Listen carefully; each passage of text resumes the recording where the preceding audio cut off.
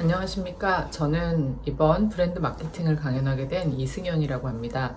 먼저 코로나 시대에 여러분들 모두 건강하시길 바라고 직접 만나 뵙고 같이 이야기를 나눴으면 더 좋았을 텐데 이렇게 화상을 통해서 메시지를 전하게 될 수 있어서 좀 많이 아쉽습니다. 비대면을 통한 강의가 제가 전달하고 싶은 메시지가 100% 다 전달이 될진 잘 모르겠는데 끝나고 나서 궁금한 점이 있으시면 제가 이메일을 통해서 여러분들의 의견을 받아서 더 디테일한 내용은 전달할 수 있도록 하겠습니다. 네, 그러면 본격적인 강의에 앞서 저에 대한 간단한 소개를 좀 드리도록 하겠습니다. 저는 2013년부터 현재까지 S푸드라는 식품회사에서 브랜드와 마케팅을 총괄하고 있습니다. S푸드는 간단하게 소개를 드리면 1976년에 한우 목장 사업으로 시작을 해서 현재는 B2B 쪽에서 먼저 알려주고 30년 이상 B2B 쪽에서 먼저 시장 점유율 1위를 차지하고 있는 육가공의 자존심을 지키고 있는 회사이고요. 저는 2013년에 이제 B2B로 자리 잡았던 S푸드가 처음으로 리테일 브랜드인 종국 델리미트로 리뉴얼을 하는 시점에 합류를 해서 종국 델리미트라는 브랜드를 지금까지 전체적으로 총괄하고 이끌고 있습니다. 종국 델리미트가 좀 특이한 점은 일반적인 식품회사에서 요즘은 좀 그런 모델이 많이 나오고 있죠. 하지만 국내에서는 어쨌든 최초로 일반 소비자한테 좀 어려운 서양식 식문화를 어떻게 하면 대중적으로 좀 쉽게 알릴 수 있을까라는 부분을 고민을 많이 해서 저희는 체험 공간과 일체형의 브랜드를 만들려고 노력을 했고요. 2012년에 전략 수립을 해서 2013년부터 이제 정자동, 압구정동 등의 이제 매장들을 통해서 먼저 고객들한테 어떠한 것이 델리미트고 어떠한 것들이 델리미트가 어떻게 만들어지고 그걸 통해서 무슨 요리를 경험할 수 있는지를 증명할 수 있는 공간을 먼저 만들었고요. 그리고 그 공간을 통해 가지고 만들어졌던 메뉴들을 이제 상품화하는 과정을 지금도 정확하게 프로세스를 지키고 있습니다. 그리고 이제 최근에 이르러서는 이제 한남동에 있는 살라미 뮤지엄, 그리고 그 살라미 뮤지엄을 통해서 만들어지는 살라미들을 실질적으로 체험하실 수 있는 샤큐테리아라는 매장, 그리고 성수동에 있는 성수연방에 저희가 이제 모든 프로세스의 델리미트를 만드는 과정을 오픈해서 보여드릴 수 있는 성수연방 팩토리, 도시명 팩토리를 같이 운영을 하고 있습니다. 그 브랜드가 처음에 전략을 세우고 그리고 현재까지 이끌어 오는 데 있어서 이러한 체험형 브랜드라는 거를 유지하기 위해서 참 많은 노력이 있었는데요. 델리카를 이용해서 전국을 돌아다니면서 실질적으로 사람을 더 많이 만나게 하려고 했었던 거라든가, 쿠킹 클래스라든가, 그리고 그보다 더 많은 체험을 이끌어내기 위한 이벤트적인 행사라든가 라는 부분들을 일반적인 프로덕을 기반으로 해가지고 상품을 판매하는 곳에서는 하지 않는 방법론을 7년 이상 지금 계속 꾸준히 유지를 하고 있고요. 그 덕분에 저희는 이제 4년 연속 올해까지 육가공 카테고리에서는 최초로 2017년도부터 그 소비자가 뽑은 브랜드 대상이 설립이 됐고요. 그 이후로 계속 델리미트 분야에서는, 육가공 분야에서는 브랜드 어워드를 지금 저희가 받고 있습니다. 근데 이 과정에서 다른 브랜드에 대한 어떠한 소비자들이 좋아하는 다른 포인트에 의해서 저희는 이렇게 선정되었는지는 잘 모르지만 어쨌든 종국 델리미트라는 브랜드를 제가 이제 만들고 지금까지 이끌면서 유일하게 이 브랜드가 다른 브랜드와는 다른 전략을 가지고 있는 거는 철저하게 체험형을 아직까지 유지를 하고 있다라는 부분을 강조드리고 싶습니다. 저는 S푸드에 합류하기 전에는 건축을 했었던 사람이고요. 제가 S푸드에서 어떻게 체험형 브랜드를 이끌 수 있는 사람이 됐는지에 대한 궁금증이 여기서 좀 풀리실 텐데, 제가 S푸드에 합류하기 전까지 저는 이제 건축을 베이스로 해서 다양한 건축 실험을 했었던 사람입니다. 그리고 실제로 좀 어린 나이에 제가 이스트포라는 건축 기반으로 하는 코워킹 스튜디오를 오픈을 해서 그곳에서 다양한 문화 활동들을 했었는데요. 건축뿐만 아니라 영화를 하는 친구들, 그래픽을 하는 친구 도예가 다양한 사람들과 함께 저 공간에서 프로젝트 베이스의 업무들을 많이 진행을 했었는데, 그 중에서 이제 여러분들에게 소개시켜드리고 싶은 프로젝트는 중간에 보이는 이미지 중에서 메이드 인 원서동이라는 프로젝트가 있습니다.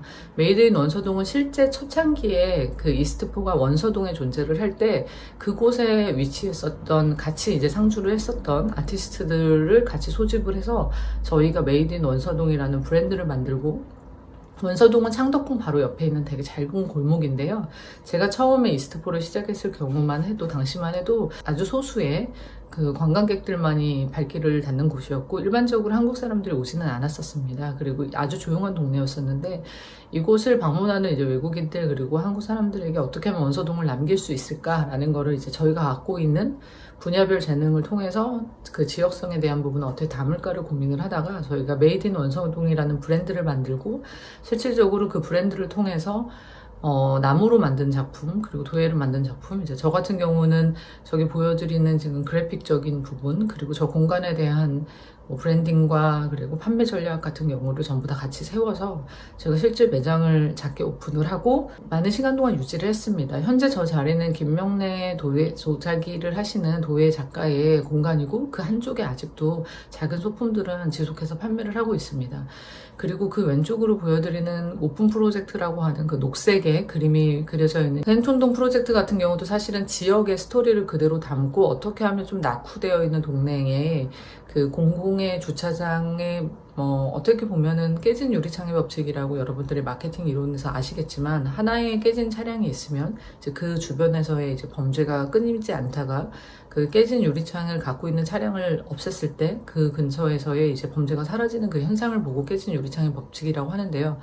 어떻게 보면은 저 좀 낙후되고 쓰레기가 잔뜩 쌓여 있었던 공공의 장소를 저희가 다시 재해석할까라고 진행을 했을 때도 저것도 마찬가지로 이제 프로젝트의 진행 방법론 자체를 오픈 프로젝트라고 네이밍을 붙였던 이유가 저희가 이제 단독적 진행을 한 건 아니고 저 프로젝트에 참여하고 싶은 일반적 다수를 정말 오픈해서 모집을 하고 그들의 아이디어를 오픈해서 컴피티션을 하고 그 과정을 통해서 같이 결과물을 창출하고 2012년에 그걸 통해서 이제 공공디자인 최우수상이라는 결과를 얻었었는데요. 저 프로젝트는 지속적으로 4번 정도 더 진행이 됐었습니다. 그리고 제가 이제 에스푸드에 합류하면서 사실은 프로젝트가 중단이 됐는데 어떻게 하면 지역을 가진 브랜드와 그 아이덴티티를 저곳에 계속 남길 것이냐라는 부분에 대한 고민은 이제 뒤쪽에서도 계속 얘기를 하겠지만 브랜드가 갖고 있는 고유성과 크게 다르지 않습니다. 그렇기 때문에 그런 과정을 통해서 저도 이제 공간을 기반으로 하는 공간이 담고 있는 브랜드라는 것들은 어떻게 보면 하나의 커다란 이미지를 어떻게 심어줄 것인가 라는 부분에 대해서 많이 고민을 했었던 시기였고요. 이런 베이스를 통해서 현재 제가 체험을 기반으로 하는 브랜드를 전체적으로 총괄하고 있습니다. 그 다음 장으로 넘어가면 이제 본격적으로 브랜딩과 마케팅에 대한 얘기를 좀 할 건데요. 제가 브랜드라는 얘기를 쓰지 않고 마케팅은 당연히 마케팅이겠지만 마케팅이라는 용어로 같이 브랜딩, 마케팅이라고 이렇게 두 가지를 적은 거는 이 컬러로 보시면 아시겠지만 브랜드와 마케팅을 지속적으로 지금 계속 고민하고 하고 있는 저로서도 도대체 이 녀석은 어떻게 키워나갈 것인가, 이걸 어떻게 유지할 것인가 라는 퀘스천을 가장 많이 하게 됩니다. 그럼 무슨 얘기냐면 이제 아래 보시면 되게 재밌는 이미지인데요. 우측에 있는 마이 브랜드라는 이미지는 제가 한 건 아니고 구글에서 다운받은 이미지인데 오마이 브랜드라고 부르고 있는 모습과 그 왼쪽에 있는 이 아이 어떡할 거야 라고 이제 그 소리치고 있는 이 고통스러워하는 엄마의 모습이 사실은 참 많이 닮아 있는데 브랜드를 하는 사람들끼리 되게 많이 하는 얘기는 너의 아이가 태어났는데 이거를 어떻게 계속 케어를 하고 성장을 시킬 거냐, 지금 이제서야 이 브랜드가 이제 걸음마를 떼려고 하는데 얘를 어떻게 하면은 성인으로 성장시킬 거냐 라고 하는 식의 그 아이의 생애 주기와 유사한 대화를 되게 많이 나누고는 합니다. 그 의미는 제가 이제 여기 앞에서 ING 두 개를 컬러를 바꿔놓은 거나 다름없는데 어떻게 보면은 브랜딩과 마케팅은 한 번 이루어 놓고 이제 끝내는 그러한 프로세스가 아니라 처음부터 끝까지 유지해야만 하는 살아있는 유기체를 탄생을 시키는 거고, 그리고 어떻게 하면 브랜드가 어떻게 하면은 브랜드를 통해서 알리고자 하는 상품 혹은 어떠한 이제 결과물들을 끝까지 소비자들한테 심고 살아가게 할 것이냐라고 하는 가장 중요한 생애주기와 관련된 이야기라고 볼 수 있습니다. 그 다음 장을 보시면 여러분들이 다 아는 되게 뻔한 브랜드의 이미지를 제가 담아놨는데요. 제가 브랜드와 마케팅에 대해서 얘기를 드릴 때 오늘의 강연의 전제는 브랜드와 마케팅을 처음 거의 접하시는 분들이나 아니면 브랜드와 마케팅에 대한 기본적인 책은 읽으셨으나 브랜드와 마케팅에 대한 개념이 내가 어떻게 이끌고 나가지를 모르시는, 어떻게 보면 시작 단계에 계신 분들을 위한 강연이라고 보시면 되고요. 지금 그 보여드리는 이미지를 보면 나 다 알아. 스타벅스도 알고 M은 맥도날드고 코카콜라고 리바이스도 나도 입어봤고 니베아도 나도 알아. 이 컬러만 보고 로고만 봐도 여러분들은 무슨 브랜드인지를 압니다. 브랜드에 대해서 설명을 할 때 혹은 브랜드에 대한 접근을 할 때 그 시각화된 이미지다라고 한정적으로 얘기를 잘못 오인하시는 분들이 있을 것 같아서 저는 일부러 이 장표를 넣었고요. 그 내용은 맞습니다. 여러분들이 지금 스타벅스 로고를 보고 스타벅스를 떠올리게끔 하는 게 브랜딩을 하는 가장 중요한 목표이고 과정인 건 맞는데, 저 이미지 하나가 사실은 저 이미지를 어떻게 유지하고 저 이미지를 고객들한테 심어주는가에 대한 모든 과정이 브랜딩이지, 저 이미지, BI라고 불리는 저 이미지 하나가 브랜딩은 절대 그 영역을 전부 다 커버하는 얘기는 아니고요. 어떻게 하면 여러분들도 여러분들이 하시려고 하는 사업에 저 이미지를 고객들한테 저러한 모습으로 계속 똑같은 아이덴티티로 살아서 갈 것이냐 라는 이제 질문을 던지고 시작을 해보려고 합니다. 그 다음에 보시면 이제 앞서 얘기 드렸던 거와 같은 유사한 얘기인데요. 브랜딩과 마케팅은 결론적으로는 브랜드를 만든다고 얘기를 하고 마케팅은 전략을 짠다고 얘기를 합니다. 브랜드를 다 만들었다, 마케팅이 끝났다 라는 얘기는 안 합니다. 그게 무슨 얘기냐, 앞에서 얘기했었던 것 같이 브랜드를 빌드업 한다라는 거는 브랜드를 유기적인 활동의 집합체를 통해서 계속 성장시키고 키워나가는 과정을 거쳐가는 것들이 브랜딩이지, 브랜딩 같은 경우는 끝이라는 거를 얘기하기가 되게 어렵습니다. 아이덴티티를 위해서 앞장에서 보여드린 것 같이 CI를 만들고 BI를 만드는 과정이 끝났다라고 해서 브랜드가 끝나는 건 아니고요. 브랜딩은 끝도 없는 유기적인 활동의 집합을 통해서 계속 성장하고 만들어지는 과정이라고 보시는 게 맞고요. 마케팅 같은 경우는 전략을 짠다고 하죠.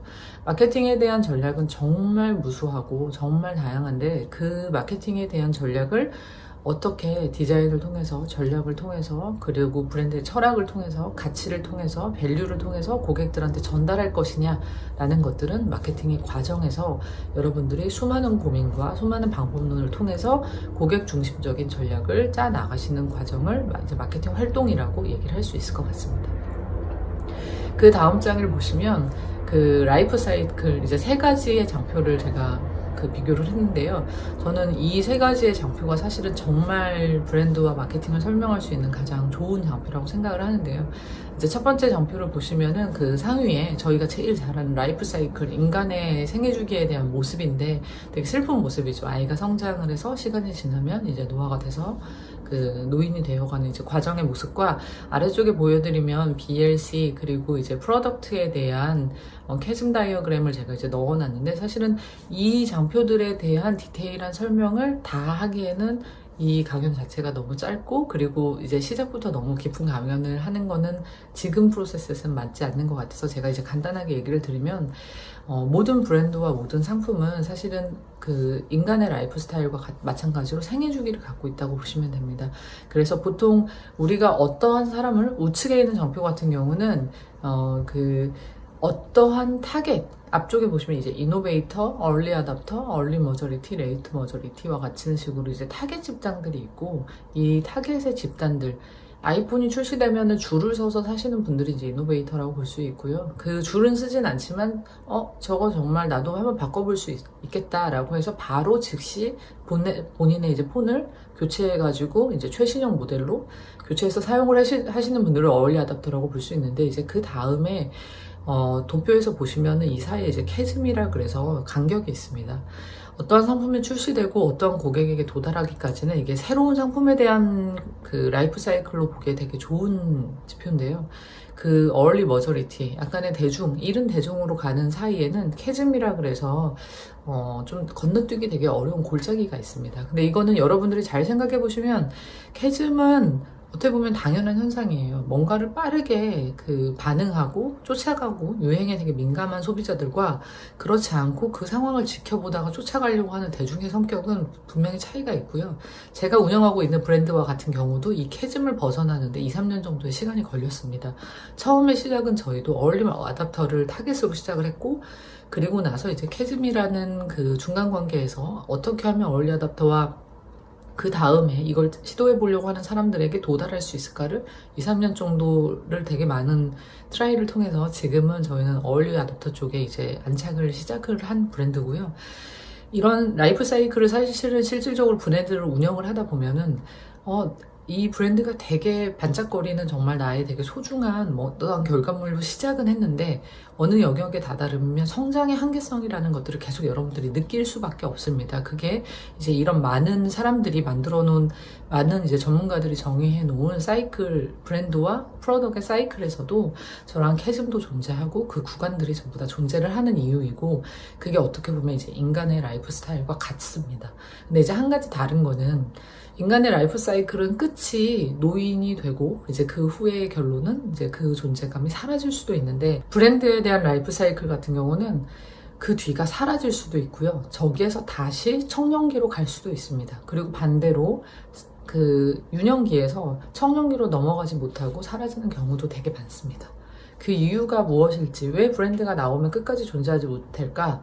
뭐 투자 비용이 없어서 그럴 수도 있고요. 지속성이 없어서 그럴 수도 있고요. 유행에 잘못 너무 유행을 민감하는 브랜드로 시작을 했는데 그 유행이 지나버려서 편승할 시간도 없이 끝나버렸을 수도 있고요. 그 이유는 정말 다양할 수 있겠죠. 근데 제가 이제 여러분들에게 정말 오늘 강조하고 싶은 내용은 그 다음 장표에 있습니다. 그 다음 장을 보시면은 브랜딩과 마케팅은 앞에서도 처음에도 초반에도 계속 제가 지금 반복적으로 얘기를 드리지만 브랜딩과 마케팅은 가장 중요한 거는 브랜드와 약속, 브랜드의 약속과 브랜드의 책임과 브랜드의 가치를 지킬 수 있고 그걸 유지할 수 있고 그거를 계속 지속해서 고객들한테 전파할 수 있는 어떻게 보면은 유기체적인 과정이라고 보시는 게 가장 맞습니다. 그리고 그 중에서 가장 중요한 거는 이 세스 고딘이라는 사람이 This is Marketing이라는 책에서 적은 내용같이 브랜드는 로고가 아니다. 이 약속이 바로 당신의 브랜드이다 라고 얘기를 했습니다. 저도 브랜드를 진행하면서 가장 많이 공감하고 솔직히 제가 항상 이제 트렌드 혹은 이제 요즘 소비자들의 그 순간적 반응에서 이제 혼돈스럽거나 이렇게 유혹이 있을 때 가장 많이 떠올리려고 하는 얘기가 우리 브랜드의 고객들한테 한 약속이 무엇일까? 철학이 무엇일까? 라는 생각을 저도 계속 질문을 합니다. 그 질문의 결론은 답이 있고 이 브랜드가 지속성을 가지고 계속 성장하기 위해서는 그 약속을 한 브랜드 자체를 계속 유지시키고 그 약속을 끝까지 지켜내는 자만이 어떻게 보면 이제 브랜드를 유지할 수 있다고 볼 수 있습니다. 그 다음 장 보시면 제가 이제 추천 서적을 잠깐 넣어놨는데요. 앞에서 보셨던 것 같이 이제 저는 건축 베이스의 사람이지만 건축에서도 되게 다양한 브랜드와 마케팅에 대해서 어떻게 하면 건축을 브랜딩할 수 있을까를 이제 학생 시절부터 되게 많이 고민을 했었고 그 분야가 이제 국내에는 많지는 않지만 그러한 내용들을 되게 많이 찾아보려고 노력은 했었습니다. 그런데 이제 결론적으로 제가 이제 지금 추천드리는 이 페이지에 있는 책들이 현대의 마케팅을 가장 그 정의를 제일 잘 해놓은 최신 버전의 책들이고요. 그 우측에 있는 필립 코틀러의 마켓 4.0 같은 경우는 마켓 3.0도 있고 2.0도 있고 어떻게 보면 이제 필립 코틀러가 마켓에 대한 재정의를 할 때마다 마케터들은 저 책을 보고 다시 이제 업데이트를 해야만 하는 상황이 될 거예요. 그리고 여러분들도 이제 관심을 가지신다면 이 책들에 대해서 이제 꾸준히 필립 코틀러의 책들을 한번 다 시대적으로 읽어보시면 3.0과 2.0의 시대가 끝난 거는 아니고요. 그 시대의 위에 4.0이라는 어떻게 보면 이제 그 IT를 기반으로 한 소비자들과의 관계성이 더 중요화된 마켓으로의 변화를 얘기하고 있는 거지 그 전에 이론이 전부 다 뒤집힌 상황에서 4.0이 새로운 마케팅의 바이블이다 라고 얘기하기는 좀 어렵고요. 그 과정을 전부 다 한번 읽어보셨으면 좋겠다는 생각이 들고요. 그리고 재작년에 나왔던 걸로 기억하는데 이제 저에게는 저도 지금 여기 이렇게 지금 옆에 같이 갇히고 있는데 저에게는 제가 마케팅을 하면서 브랜딩을 하면서 이렇게 유쾌하게 브랜드와 마케팅을 정리한 책은 아마 세스 고든이 최근에 썼었던 마케팅이다, This is 마케팅이라는 책이 아닐까라는 생각이 듭니다. 가장 쉬운 언어로 썼고요. 그리고 이 마케팅 서적은 세스 고든이 실질적으로 정말 많은 사람들의 의견을 오픈해서 받아가지고 본인이 책으로 정리를 한 내용입니다. 그래서 필립 코틀러가 얘기하려고 하는 마켓 4.0과 세스 고든이 말하려고 하는 This is 마케팅은 사실은 되게 많이 맞닿아 있고요. 결론은 고객 중심적이고 그 다음에 철학 중심적이고 그리고 그 브랜드가 유지되고 마케팅 활동이 유지되기 위해서 얼마나 계속 노력을 해야 하는지에 대한 책이 이 두 권에 다 담겨 있습니다. 그래서 그 내용들에 대해서는 꼭 한번 읽어보셨으면 좋겠고요. 제가 이 This is 마케팅 책을 가지고 있는 상황에서 제가 21페이지에 이거 인트로 부분에 있는 책인데요. 내용인데요. 여기에 보면은 마케팅은 전투도 전쟁도 시합도 아니다 라는 이제 그 테마가 있습니다. 거기에 마케팅은 더 많은 문화를 만들 수 있는 기회이다. 마케팅은 외치거나 속이거나 강요하는 일이 아니다. 마케팅은 당신이 소중하게 여기는 고객을 섬기기 위한 기회다 라고 적혀 있습니다. 제가 정말 가장 많이 공감을 하는 부분이고요. 필립 코틀러의 책도 마찬가지고 세스 고딘의 책도 마찬가지고 진정성에 대한 얘기와 고객에 대한 그 고객에게 그 더 좋은 가치를 전달하는 방법론에 대한 얘기를 되게 많이 다루고 있는데, 마케팅을 실질적으로 하시는 분들이 가장 많이 혼재하는 거는 어떻게 하면 이거를 좀 반짝반짝하게 보여서 소비자들에게 더 쉽게, 그리고 그들이 어떻게 하면 이거를 선택할 수 있게 할까라는 고민을 되게 많이 하고요.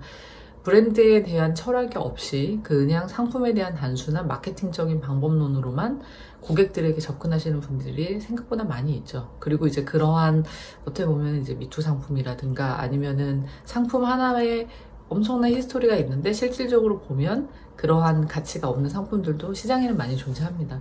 실질적으로 마케팅을 하면서 가장 많은 유혹은 그런 부분이고, 더 쉬운 방법론을 통해서 이 상품을 쉽게 알리거나 할 수 있는 방법론은 현재 많이 존재합니다. 광고 혹은 뭐 홍보 등의 방법론을 통해서 비용과 관련된 어떻게 보면 노력만 있어도 상품에 대한 거를 선전하거나 아니면 이걸 알릴 수 있는 기회라는 거는 이미 너무 많은 도구가 나왔기 때문에 다 가능하지만, 여러분들이 사업을 시작하시는 분들이고 그걸 기반으로 해서 정말 오래가는 브랜드, 본인을 닮은 정말 본인과 유사한 상품을 끝까지 유지하고 싶으시다고 하면, 제가 말하는 상품은 사업의 영역도 이제 상품이라고 같이 명칭을 하고 있는 거고요.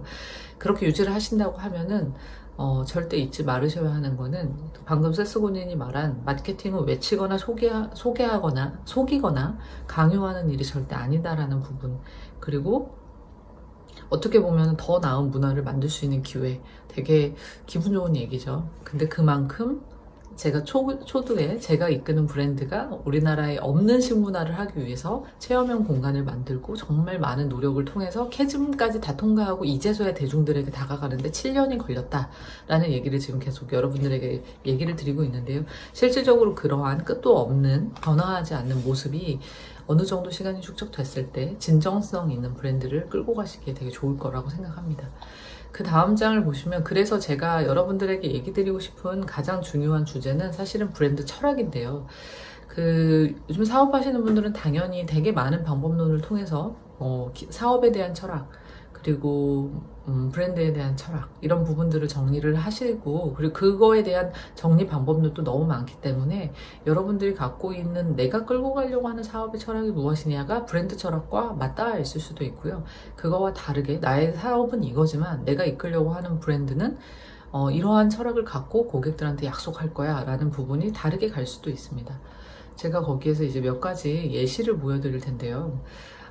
제가 지난번에 유사한 이제 강의를 진행을 했을 때 제가 들었던 질문 중에서, 왜 이렇게 큰 우리가 다 아는 100년 된 혹은 몇십 년 되고 전 세계에서 가장 유명한 브랜드만을 사례로 들어주십니까? 라는 질문을 들었었어요. 제가 지금 이제 보여드리려고 하는 예시가 이제 애플부터 시작이 되는데, 실질적으로 왜 그들을 했냐면, 그들이 세운 철학을 보시고 그들이 실질적으로 정말 오랜 동안 이 브랜드를 위해서 유지했었던 활동들을 보시면 어떻게 해야만 브랜드가 이렇게 오랫동안 같은 모습으로 유지되는지에 대해서 저는 얘기를 꼭 드리고 싶고요.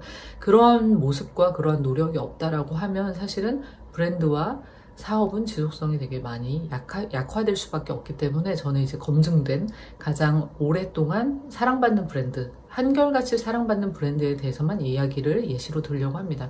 애플 같은 경우는 이제 뭐 스티브 잡스부터 해서 지금 이제 팀 쿡까지 너무나 잘 알려진 사례인데, 애플에 대한 비즈니스 필라소피를 직접적으로 들여다보신 분이 있으실지는 퀘스천이에요. 근데 여러분들이 이제 애플에 대한 그 비즈니스 필라소피라든가 코어 밸류를 제가 이제 정리해 놓은 장표를 이렇게 읽어보시면 알겠지만, 사실은 이 회사의 DNA라는 거는 사실은 스티브 잡스가 처음 시작했을 때부터, 그리고 팀 쿡이 지금 받았을 때까지 그들이 심플하게 만들고 복잡하게 만들려고 하지 않는 그들의 필라소피는 지금까지 전달이 되고 있고, 그거에 대해서는 하나도 변화가 없습니다. 어떻게 보면 저도 이제 아이폰 유저고 지금도 아이폰으로 촬영을 하고 있는데, 아이폰을 쓰고 맥북을 쓰는 사람들은 사실은 그 어떻게 보면 기계적인 모습에서의 변화는 아이폰이 계속 유지를 하고 있기 때문에 크게 흥미를 느낄 수 없을 정도로 이제 변화가 적은데, 그 안에 들어가서 보는 소프트웨어 같은 경우는 내가 모르는 사이에 업데이트 되지만 더 변화가 없는 걸로 보이기도 합니다. 애플이 갖고 있는 이제 어떻게 보면 아주 큰 특징이라고 하는 거는 애플만의 성격을 계속 만들어 놨고, 그 안에서 이제 소비자들이 계속 애플을 쫓아서 앱등이들이 될 수 있도록 그렇게 브랜드를 유지하고 있죠. 그 상단에 보시면 76년부터 해서 애플의 로고가 변하는 모습을 볼 수 있는데요. 제가 초기에 BI가 그 애플 같은 경우는 BI와 CI, 컴퍼니 아이덴티티와 브랜드 아이덴티티를 지금 같이 하나의 이미지로 쓰고 있는 사례인데, BI가 브랜드의 전부는 아니라고 했습니다. 하지만 그 앞쪽에서의 장표가 기억이 나시겠지만 브랜드의 모습만 보고도 그 브랜드를 떠올릴 수 있는, 어떻게 보면 인식에서는 가장 중요한 모습이기도 합니다. 76년부터 2017년까지 왜 그 BI들이 바뀌었는지에 대해서는 스티브 잡스의 일대기를 읽어보시면 가장 빠르게 알 수 있을 것 같은데요. 아마도 77년에는 맥킨토시 때문에 저렇게 컬러풀한 이제 사과가 태어났었다가 이제 현대로 오면서 점점 아이폰에 맞는 BI로 많이 변화가 됐을 거라고 보고요. 그 사이에는 당연히 우리들이 아는 아이팟에 대한 등장도 있었고, 뭔가 혁신적인 상품이 나올 때마다 그 상품의 아이덴티티에 맞춰서 사과의 모습은 76년의 초창기가 아닌 그 다음부터는 사과의 모습을 유지는 하지만 그 성격을 약간 변화하는 모습을 재질감 혹은 컬러감에서 계속 의미를 부여하고 있습니다. 애플 같은 경우는 앞서서도 얘기 드렸지만 필라소피 자체가 그 스티브 잡스가 항상 검정색 터틀넥에 똑같은 모습으로 나와가지고 항상 같은 프레젠테이션을 하는 모습도 저는 완벽한 프레젠테이션의 그 애플의 철학을 보여주는 프레젠테이션이라고 봤는데요. 저 모습조차 변화가 없었습니다. 스티브 잡스는 저 옷만 계속 입었다고 하기도 하지만 저 모습 자체, 변하지 않는 애플의 모습, 심플하고 그리고 뭔가 새로운 혁신적인 기계를 만들어내는데 본인들만의 방법론으로, 그리고 본인들만의 철학으로 저걸 끝까지 만들어내는 모습, 그리고 지금도 변화하지 않는 그런 시리즈를 내고 있다는 거는 팀 쿡으로 변한 체제에서도 전혀 변화가 없고요. 코어 밸류를 한번 읽어보시면 이들이 얼마만큼 소비자 중심적인 것보다 자신들을 더 많이 믿는지에 대한 얘기를 보실 수 있는데, 되게 재밌는 게 스티브 잡스는 그런 얘기를 했죠. 본인들은 소비자 평가 테스트를 하지 않는다. 소비자 평가 테스트를 통하면 새로운 기계를 낼 수가 없다라는 그 압축해서 얘기 드리면, 새로운 어떠한 상품을 내는 거는 소비자들도 그 니즈를 모르기 때문에 우리가 그들보다 더 앞선 니즈의 상품을 이들은 만든다고 했어요.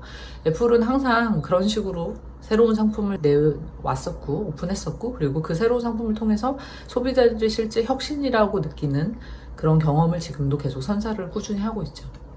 그 다음 장 보시면 이제 파타고니아인데, 저는 정말 개인적으로 가장 오랫동안 제가 가장 좋아하는 브랜드를 하나 꼽으라고 하면 저는 이제 파타고니아를 꼭 얘기를 드리고 싶고요. 파타고니아 같은 경우는 사실은 최근에 파타고니아에 대한 책이 다시 재출간이 됐습니다. 이본 슈나드가 쓴 그 파도 칠 때 서핑을이라는 책이, 이 책도 제가 지금 다행히도 가지고 있어서 같이 얘기를 드리면, 파타고니아의 사실은 이 책은 직원들이 읽기 위해서 적었었던 이본 슈나드가 직원들이 파타고니아가 어떤 회사고 어떤 철학을 가진 회사야 라는 거를 알려주기 위해서 적은, 사실은 자서전과 비슷한 회사의 철학을 담은 책이고요. 교과서죠. 회사의 교과서를 적었는데, 근데 이 책이 이제 외부에서 어떻게 보면 이제 다른 회사들도, 그리고 학교 같은 곳에서 이 책을 가지고 이제 교과서적인 그 회사에 대한 아이덴티티, 그리고 브랜드 철학, 그리고 기업의 가치, 히스토리 등등이 전부 다 담겨 있거든요. 여기 보면 재무의 철학까지도 다 담겨 있습니다. 그래서 이 책이 그 후에 교과서적으로 되게 많이 사용이 되었고, 국내에서는 한 5년 이상 절판이 됐던 걸로 기억이 나는데, 최근에 파타고니아가 코로나 이후 환경적 이슈에서 다시 한번 지금 그 이슈화가 되면서 다시 신규로 리뉴얼 출판이 되었더라고요. 내용은 같고 커버만 많이 바뀌었습니다. 그래서 저도 최근에 이 책을 오랜만에 다시 읽으면서, 정말 파타고니아는 어떻게 이렇게, 이 대표가 이 회사를 처음 만들었을 때, 이본 슈나드가 이 회사를 처음 생각하고 만들었을 때부터 지금까지 이렇게 바뀌지 않았을까, 그리고 어떻게 이런 사람들이 같이 모여서 응축돼서 일을 할까라는 부분에 가장 많은 부러움과 그리고 관심을 저도 갖고 있는 회사고요. 파타고니아의 사명은 최근에 바뀐 거고요. 이 책을 보시면 아는데 2019년에 이제 바뀐 거고, 그 전까지만 해도 실질적으로 이제 시작 자체를 이분 슈나드가 19살, 17살 때 암벽 등반이랑 정말 많은 등산만 하고 어떻게 보면 히피같이 이렇게 돌아다니는 삶을 살면서 본인 스스로한테 이제 필요한 정말 튼튼하지만 자연을 해치지 않는 암벽 등반의 장비를 만들기 시작하면서 이제 회사가 시작이 됐고요. 그렇게 시작한 회사는 주변인들이 합류하면서 점점 커지고, 그 주변인들이 또 주변인들을 데리고 오면서 회사의 조직 문화 자체는 어떻게 보면 이제 가족 경영과 같은 분위기로 유지가 되고, 이분 슈나드 같은 경우는 이제 그런 회사에 대한 모든 그 철학적 방향성을 유지하는 거를 최대한 존중하기 위해서 계속 초창기에 본인이 했었던 사업의 방향성, 그리고 지금 현재 하고 있는 의류 사업, 그리고 이제 식품 사업까지 그러한 철학을 계속 녹여서 지금까지 사업을 이제 유지를 하고 있고요. 아마 파타고니아의 모든 직원들이 같은 생각을 가지고 동일한 뇌구조로 일을 하고 있지 않을까라는 생각을 많이 하고 있습니다. 파타고니아의 존재의 이유와 사명은 이 책에서도 2년 전에 되게 크게 많이 바뀌었다고 하는데, 그 이유는 90년대 초반에 되게 크게 파타고니아도 경제적 그 대공황 시절에 한번 이제 흔들리는 시기가 있었고요. 그 시기를 이제 지나면서 어떻게 하면 파타고니아의 정신이 그냥 거대해지기만 하는 기업이 아닌 파타고니아의 정신을 살릴 것인가 라는 그 다시 근본적 퀘스천으로 돌아가서 우리는 우리의 터전 지구를 되살리기 위한 사업을 합니다 라는 걸로 슬로건을 바뀌었죠. 근데 저 사명이 사실은 그들의 미션이기도 하지만 저걸 지키기 위해서, 고객들과의 약속을 지키기 위해서 파타고니아는 정말 많은 캠페인 활동을 하고 있고요.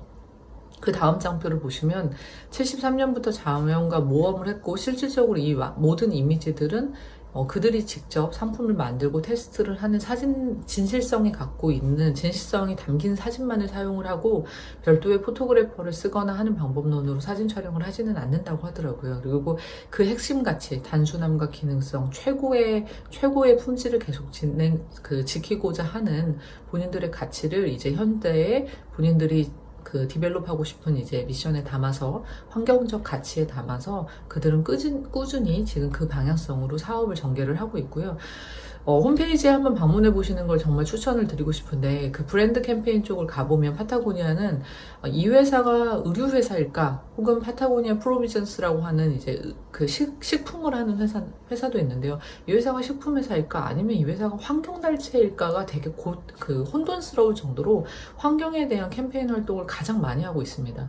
실질적으로 벌어들이는 방법론, 그리고 그 옷을 생산하는 방법론, 그리고 그걸 재배하기 위한 방법론 모두가 환경에 유해한 활동을 전혀 하고 있지 않습니다. 그리고 그들은 이제 그걸 지켜내기 위해서, 어떻게 보면은 그러기 위해서 그들은 그 목적만을 위해서 달려왔는데, 최초의 생분해 그 플라스틱을 분해해서 만드는 옷을 만들어낸 것도 이들이고, 그리고 그거보다 더 앞서서 면직으로만 된 옷을 입었을 때 어떻게 하면 이제 기능직의 옷을 입혀서 산행을 할 것인가 라는 부분을 풀어내기 위해서 80년대 초반에 그들은 새로운 작물을 발견하기도 합니다. 그래서 어떻게 보면 핵심 가치만을 쫓아가지고 사업을 하고 있는 파타고니아가 이루어내고 있는 정말 무수한 그 혁신들은 의류 쪽이라든가 그리고 식품 쪽에서는 이들이 하려고 하는 행보에 의해서 나오는 혁신인데, 무엇이 먼저일까 좀 혼돈스럽기도 해요. 이들은 혁신에 의해서 이런 걸 하는 건가, 혹은 정말 이렇게 하다 보니까 혁신이 나오는가. 저는 철저하게 후자라고 보고 있고요. 자연을 해치지 않는다라는 전제 조건의 모든 일들이, 그리고 자연을 해치지 않고 나오는 모든 것들을 최고의 퀄리티와 품질로 만들어내겠다라고 하는 그들의 미션이 사실은 이런 혁신을 계속 주도하고 있고, 실질적으로 지구를 살리는 일들을 계속 하고 있는 회사입니다. 파타고니아 프로비전스라고 하는 회사는 이제 식품 회사인데요. 그 회사 같은 경우에서 판매하고 있는 식품들도 어떻게 보면 이제 어떻게 하면 불을 가장 쓰지 않고 에너지를 사용하지 않고 인간이 자연으로부터 채집한 거를 섭취할 수 있는지에 대한 먹는 방법론을 바꾸기 위해서 설립한 회사고요. 그 회사에서 나오는 상품들도 저희가 보면 되게 간결합니다. 그냥 뭐 간단한 스낵이네 라고 볼 수 있지만, 철저히 그 과정에서 나오는 음식을 채집해서 그걸 말리고 만들어내는 공정까지도 이들은 환경에 유해한 그 행위를 하고 있지 않습니다. 네. 마치 파타고니아에서 일하는 사람 같지만 진짜 파타고니아의 팬으로서 어떻게 제가 팬이 된 이유는 딱 하나입니다. 어떻게 하면 브랜드의 가치 그리고 비즈니스의 가치와 철학을 저렇게까지도 유지하고 그리고 그 유지하는 안에서 그걸 통해서 완벽한 혁신과 그런 결과물들을 끊임없이 창출해낼 수 있는가 라는 부분이 정말 저는 이제 파타고니아를 들여다보는 제 너무 재미있는 관점이고요.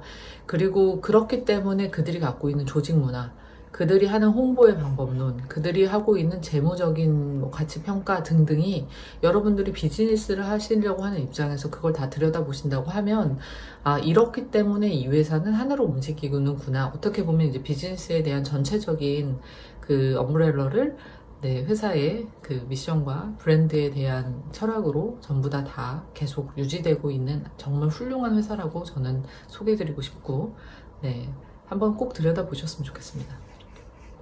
이케아 같은 경우는 참 너무 많은 분들이 아는데, 이케아? 그러면 이걸 공룡이라고 보시는 분들도 있고, 이제 국내 상황으로 보면은 이케아가 되게 거대한 공간을 지닌 그런 약간 팩토리형 스토어로 되어 있기 때문에 이걸 보시는 분들은 뭐 저거는 대기업이고 저기는 뭐 작은 크리에이티브한 사람들을 잡아먹으려고 만들어진 곳 아니야 라는 이제 편견을 가지신 분들도 있을 건데 어떻게 보면 그렇죠. 그냥 상업적 비교로만 하면 그런데 이제 이케아 같은 경우도 이제 시작점에 그들이 세웠던 철학과 그들이 유지하고 있는 방법론에 좀 포커스해서 보셨으면 좋겠고 그들이 그거를 낮은 가격대를 끝까지 유지하기 위해서 그걸 통한 사회공헌을 무엇을 하고 있는지를 좀 보셨으면 좋겠습니다.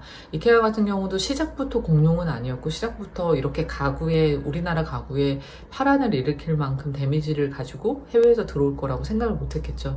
근데 이케아도 시작은 보다 많은 사람들이 정말 멋진 디자인의 기능과 다양한 그 홈 퍼니싱 제품을 합리적인 가격에 제공했으면 좋겠다라는 부분이 있고 이들은 이 합리적인 가격을 실천하기 위해서 데모크리틱 디자인이라 그래서 되게 많은 사람들이 디자인을 받아서 그걸 상품화하는 과정을 거치고 있습니다. 그 과정은 그들이 하이어하지 않고 정말 젊은 디자이너들의 작품도 어떻게 보면 작품이죠. 작품도 그들의 프로세스를 통해서 되게 저렴하게 만들어내고 당신들 스스로가 이 가구를 조립하는 즐거움도 주지만 저희들한테 그렇게 이제 와닿아 있긴 하지만 즐거움도 주지만 반대로 그 공정을 빼면서 그 고객들한테 좋은 디자인의 상품을 정말 저렴하게 유지하려고 하는 그들의 철학은 지금도 계속 이어지고 있는 거고요. 그리고 그런 것들을 통해서 성장하는 회사가 사회공헌 활동을 통해서 정말 그런 것들이 이제 소외되어 있는 곳들에서는 반대로 사회공헌 활동을 통해서 그런 걸 이제 채워나가고 있는 과정이 이케아에는 있습니다. 그래서 저는 이케아를 아주 어렸을 때 정말 브랜드와 디자인을 좋아했었던 사람으로서 이 북유럽에서 시작한 이 이케아라는 파란이 이제 뭐 수십 년이 지나고 한국에 들어와가지고 지금 이제 우리나라 시장의 홈퍼니싱 시장을 전부 다 뒤집어 버렸죠. 이걸 보면서 뭐 정말 거대한 기업이고 저렇게 DIY 아주 세련된 디자인의 DIY 가구들이 국내에서 저희 기존 시장을 이제 흔들어 버리는 모습이라는 걸로도 해석할 수 있지만 반대로 보면은 그들이 어떻게 보면은 전파하려고 했었던 그 기업의 가치 이 가구가 갖고 있는 가격에 대한 거, 디자인에 대한 거에 대한 가치가 북유럽에서 시작해서 수십 년이 흐르고 한국에서까지도 똑같은 가치로 전달이 되고 있다라고도 해석해서 보실 수 있을 것 같습니다. 그 다음 장부터는 사실은 두 장의 장표가 좀 재미가 없어 보이기는 하는데요. 이 브랜드의 약속과 브랜드의 경험 사이에는 어떻게 보면은 그거보다 이제 더 중요한 제가 여기 아래다가 그냥 철학, 코어 밸류, 캠페인, 아이덴티티라고 적어놨는데요. 앞장에서도 얘기했지만 사실은 브랜드가 가지고 있는 약속과 책임과 가치는 여러분들이 하려고 하는 비즈니스의 약속과 책임과 가치로도 볼 수 있고 그거를 필라소피라고도 얘기하시는 분들도 있고 코어 밸류라고 하시는 분들도 있고 캠페인이라고 얘기할 수도 있고 아이덴티티라고 얘기할 수도 있고 이 네 가지를 다 표현하고 있는 회사도 있고 그 중에 한두 개만을 얘기하고 있는 회사도 있습니다. 하지만 다르지 않은 거는 그들이 세운 브랜드 혹은 이제 회사에 대한 미션을 철학과 코어 밸류와 캠페인과 아이덴티티에 녹여서 그걸 어떻게 실현해내는지 그리고 고객들한테 그 과정에서 어떠한 결과물을 계속 전달하는지 대한 끊임없는 노력으로 이루어지는 과정이고요.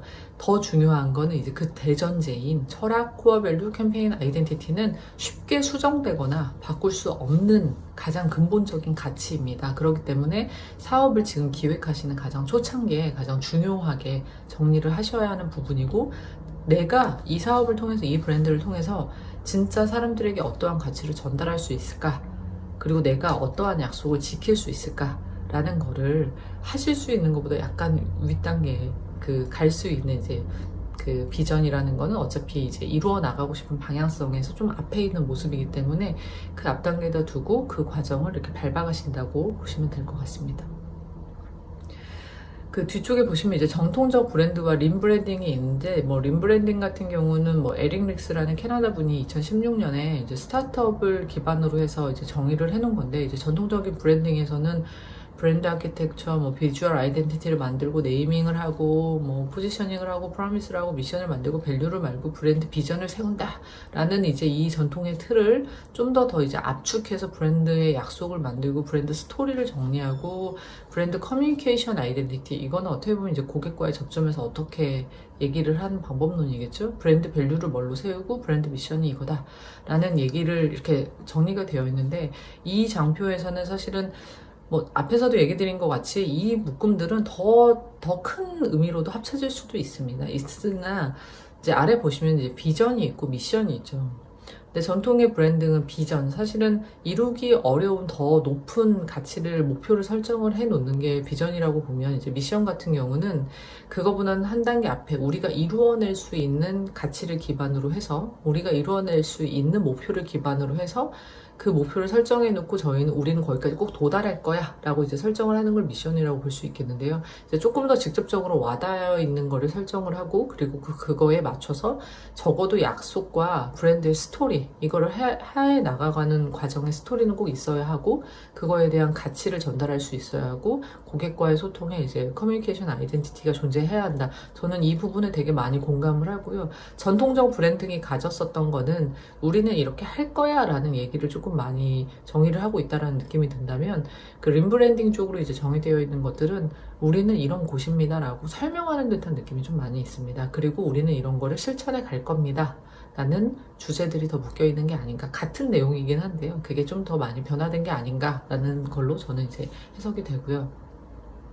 아이덴티티에 대한 부분을 이제 잠깐 이제 뒤쪽에서 보여드리면, 그 아이덴티티 같은 경우는 되게 중요합니다. 아이덴티티가 정말 중요하고, 아이덴티티가 브랜드에서 혹은 이제 회사에서 정말 중요한 거는 앞서서 애플에서도 잠깐 설명을 드렸지만, 그들이 갖고 있는 모습이 변화하는 거는 절대적으로 아닌데, 여기에서도 이제 다시 애플의 로고가 등장을 하고, 코카콜라도 등장하고, 아마존도 등장하고, 그리고 우리나라의 가장 이제 오래된 가스알명수의 병까지 이렇게 4가지 이미지가 존재를 하는데, 여러분들이 이제 이거를 딱 보면은, 이 아이덴티티, 이건 코카콜라야. 이 전체를 뭉뚱그려서 이제 코카콜라야. 이걸 전체적으로 보고 애플이야. 라는 것들은 다 아실 거예요.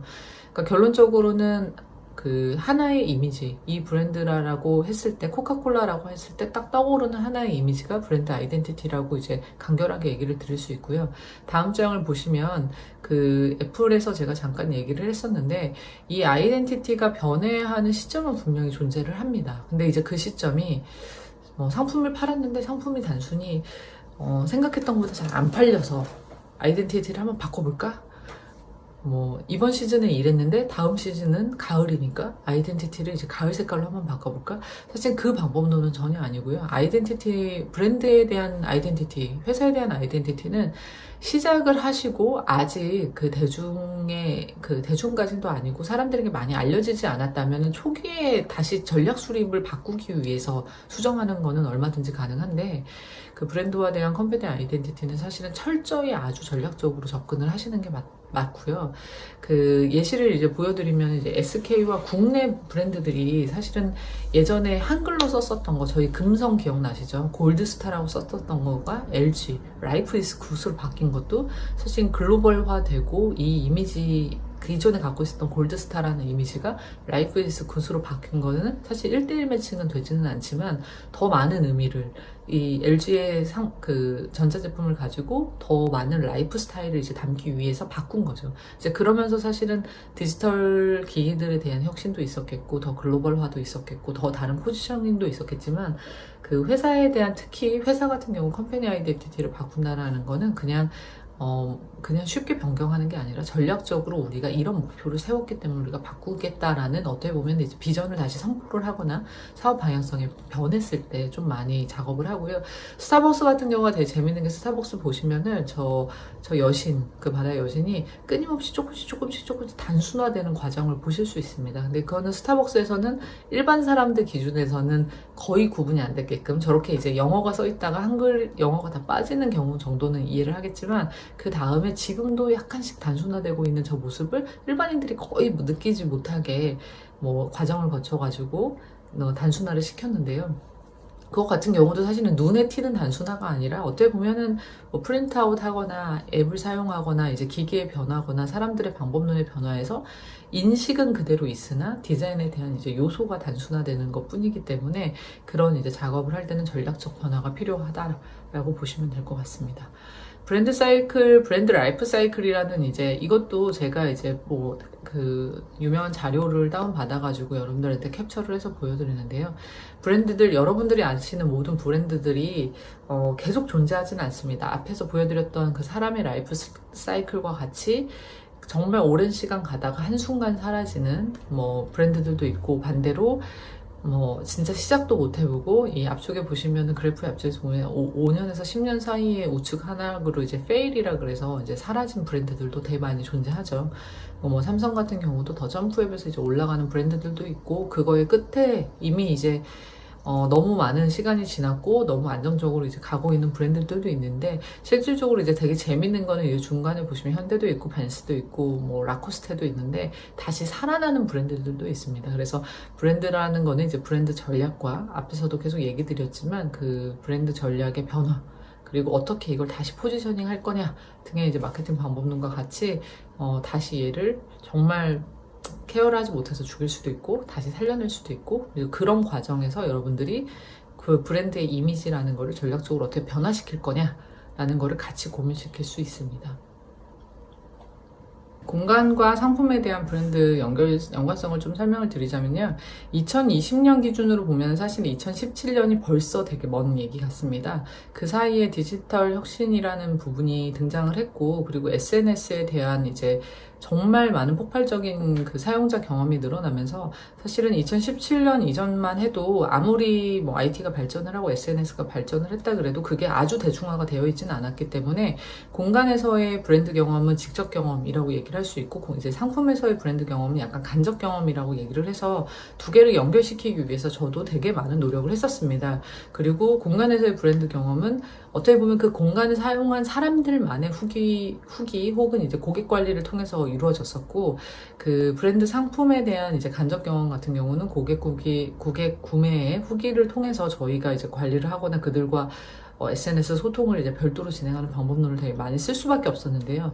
현재 같은 경우는 온라인과 오프라인의 판매가 일체화되어 있는 현상을 이제 옴니 채널이라고 얘기를 많이 하는데, 실질적으로 이 옴니화를 넘어서서 고객은 본인이 상품을 가지고 집에서 하는 직간접 체험을 바로 인터랙티브하게 저희와 다 연결적으로 SNS에 올리고, 회사에선 다시 그거를 보고 고객의 의견과 그 아이디어를 참고로 저희가 다시 그거에 대한 반영을 하고, 그걸 다시 고객에게 피드백을 주는, 어떻게 보면 이제 하나가 다 연결되어 있는 그 방법론으로 이루어져 있기 때문에, 사실은 공간에 대한 온오프라인 체험이 이제는 어떻게 보면 하나나 거의 다름없다. 그리고 저희가 장치적으로 공간에 대한 브랜드 직접 경험을 만들기 위한 노력보다는 그 소비자들이 본인의 공간에서 그거를 직접 경험해보고, 직간접 경험이 이제 일체화가 된 거죠. 직접 경험해보고 그걸 통해서 저희가 제안하지 않는 정말 무수하게 많은 방법론을 지금 전달을 하고 있습니다.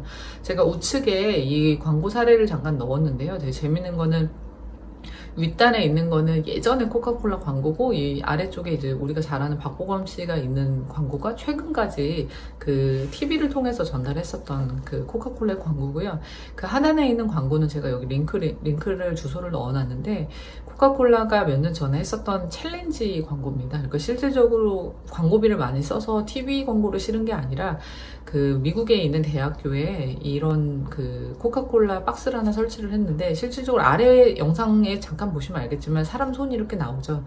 여기다 이제 돈을 넣고 눌렀더니 뭐 꽃도 나오고 콜라도 엄청나게 많이 쏟아지고 사람이 등장하기도 하는 되게 재밌는 이제 이벤트가 저기서 진행이 됩니다. 근데 이제 저게 진행이 되고 나니까 사람들이 저걸 가지고 코카콜라가 똑같은 비용을 들여서 다른 학교에다가 이제 설치를 하는 게 아니라, 그 코카콜라에서 저런 장치를 똑같이 자기 학교에다가 또 설치를 해주기 바라는 학생들이 스스로들이 이제 유사한 저런 광고를 만들어가지고 그 유튜버를 통해가지고 계속 업데이트를 하는 현상이 발생을 하죠. 그래서 예전에는 그 어떻게 보면은 이제 브랜드를 하는, 사업을 하는 사람들이 우리 브랜드가 이런 거야 라고 이거를 사주세요 라는 일방적인 커뮤니케이션을 했다면, 지금은 이제 그 공간을 넘어서서 온라인 오프라인을 다 넘어서서 소비자들한테 이런 거를 한번 같이 해볼래? 라고 했을 때 이제 소비자들이 그거를 참여하고 같이 디벨롭하는 이제 과정으로 많이 발전이 된 거죠. 네, 그 다음 장 보시면은 사실 이제 가장 쉬운 예시가 이제 밈 현상인데요. 밈이라는 거는 뭐 요즘 그 뭐 되게 많이 얘기들 하는 크리에이터들 사이에서도, 그리고 되게 많은 인플루언서들 사이에서도 얘기를 하고 있는 현상인데, 그 밈은 어떻게 보면은 그 문화적 유전자를 뜻하는 원래 원어를 갖고 있었는데, 지금 이게 SNS 상황에서는 누군가를 쫓아오고 싶어 하는, 누군가를 흉내내서 같이 하는 이제 그 현상을 밈 현상이라고 지금 얘기를 하고 있죠. 그래서 저 현상이 어떻게 보면 이제 브랜드와 마케팅에서의 하나의 새로운 방법론이라고 얘기하면은 너무 저희 입장이고요. 반대로 이제 소비자 입장에서는 마케터가 혹은 브랜드를 만드는 사람의 입장에서 의도하지 않았던 방법으로 소비자들이 그거에 대해서 반응을 철저하게 해주고 있는, 그 정말 동시대적인, 같은 상황 속에서 우리가 해석하는 상품과 이제 그들이 반응하는 상품을 같이 하나의 이렇게 플레이처럼, 게임처럼 즐길 수 있는 모습을 볼 수 있고, 제가 여기에 이제 보여드리는 예시는 올해를 이제 정말 깡으로, 네, 평정한 비의 사례라든가, 그리고 마켓컬리의 옆에 있는 이제 후기 사례라든가, 그 아래에 있는 스타벅스의 너무 난리였었죠. 몇 달 동안 저 스타벅스의 썸머백을 받기 위해서 9시 뉴스에 나올 만큼 이슈가 있었던 그런 썸머백 사례라든가, 언박싱에 대한 사례라든가, 사람들은 이게 단순히 이제 자랑하고 싶은 심리를 넘어서 누군가를 따라하고 흉내내고 싶어 하는데, 근데 저 상품이 처음부터 저러길 원해서 나왔던 상품일까? 라고 보면 그건 아니거든요. 물론 일본은 그거를 유도하고 싶었었던 부분이 있었겠죠.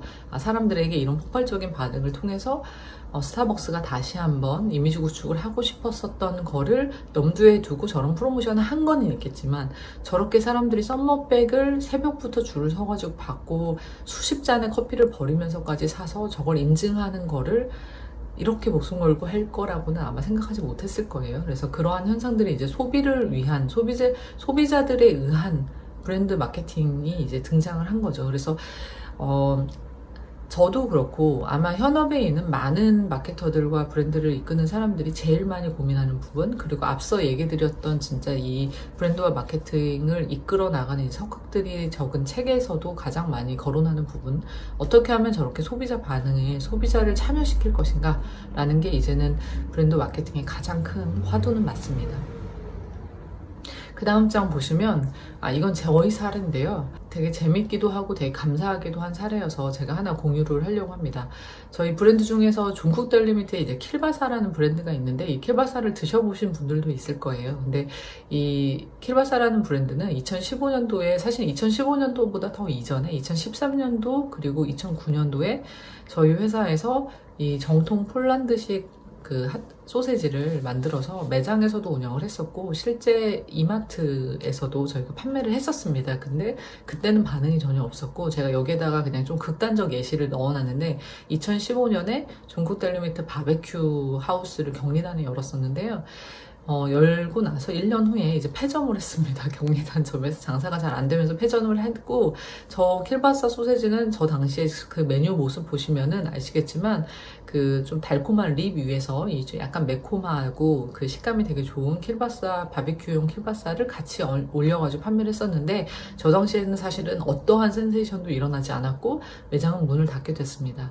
그리고 나서 이제 2017년에 저희가 그 상품으로 실질적으로 출시를 했는데, 이걸 출시하는 당시만 해도 가격이 가장, 그러니까 하나당 보통 소세지는 이제 하나에 80g 정도인데 이 소세지는 270g 정도 되고요. 저기 소고기가 같이 들어가 있어요. 소고기와 돼지고기가 들어있고, 사실은 킬바사의 이제 역사적 스토리는 되게 슬픈, 폴란드에서 되게 잘 먹지 못하고 대공황이 있었던 시절에 정말 일반 서민들이 집에 있는 재료들을 섞어가지고 만들어서 먹었던 소세지이기 때문에 돼지고기랑 소고기가 섞여 있고, 거기에 좀 약간 매콤한 향신료가 들어있어서 이제 한국 사람들한테 입맛에는 약간 되게 잘 맞는 그런 매운 식감이, 매운 맛이 같이 있는 그런 정통 소세지고요. 폴란드식 소세지고, 저희는 사실은 정통성을 가진 그 폴란드식 소세지로 디너용 소세지라는 이름으로 포지셔닝을 해서 2017년도에 상품을 냈고, 소세지에 소고기가 들어가 있기 때문에 가격이 일반적 소세지보다 많이 높았고, 그램도 앞서 얘기 드린 것처럼 높았기 때문에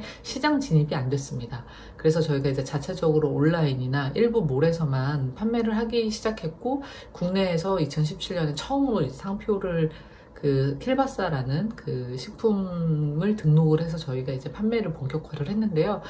아래 도표를 보시면 2018년도 8월까지는 사실은 거의 지지부진하다가 2018년도 8월에 어떠한 이슈가 생기고 나서 지금 현재는 올해 지금 7월 누적으로 170만 개 이상 판매가 됐기 때문에 아마 식품 업계에서는 이쪽 카테고리에서는 거의 파란을 일으킨 상품이 됐고, 저희 상품을 필두로 해서 이제 미투 킬바사가 지금은 5-6종류 이상이 나와 있고, 정말 많은 미투 상품들이 계속 나오고 있습니다.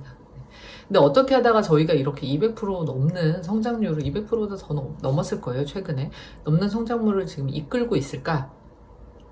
뒤에 보시면 사실은 저는 정말 떵깨라는 분한테 너무 감사한데, 모든 거는 이분이 2018년도 5월 달에 5월 8일에 저희는 이분에게 협찬을 한 적은 없고요. 떵깨가 본인이 그 ASMR 먹방을 하는데 저희 소세지를 사가지고 이제 먹었는데, 돈장에 안에 있는 식감 때문에 유독 이렇게 톡 소리가 나면서 터지는 소리가 납니다, 소세지에서. 그래서 그것 때문에 이제 ASMR 먹방을 했고, 저 먹방 하나가 사실은 이제 유튜버의 먹방들 사이에서 ASMR 소세지라는 타이틀을 저희에게 붙여줬고요.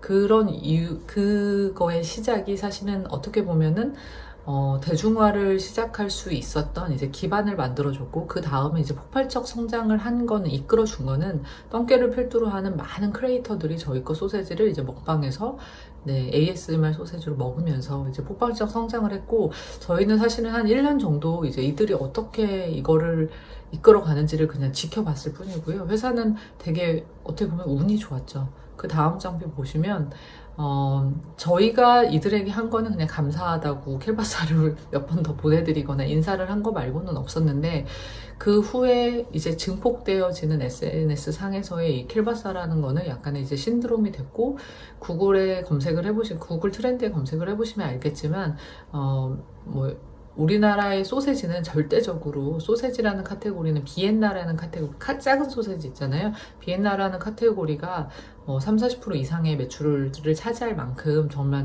절대적으로 큰 시장입니다. 근데 그 비엔나 소세지를 제치고 킬바사라는 단독 이름의 소세지가 그 트렌드 지표에서 이제 1위에 올라가 있다라는 거를 제가 지금 몇 달째 지금 확인을 하고 있는데, 정말 기쁜 소식이기도 하고, 어떻게 보면은 비엔나 소세지는 하나의 카테고리명인데, 킬바사는 상품, 그 하나의 말발굽 모양의 이제 소세지를 지칭하는 거거든요. 그래서 저런 소세지 하나가 대중화가 되고 사람들에게 저렇게 많이 사랑받기까지는 그 육제품이라는 카테고리 자체가 워낙 작기 때문에 쉬운 얘기는 아니었습니다. 저희가 광고를 한 것도 아니고, 저희가 뭐 체험담을 모집해가지고 저거를 퍼블리시한 것도 전혀 아니고, 일어난 현상에 대해서는 이걸 이끌고 이 브랜드를 만들고 이 상품을 만든 사람으로서 저는 그냥 저희가 운이 너무 좋았고, 이러한 마케팅 방법론은 다시는 일어나지 않을 기적과 같은 일이다라고 제가 직원들에게 되게 많이 팀원들한테 얘기를 합니다.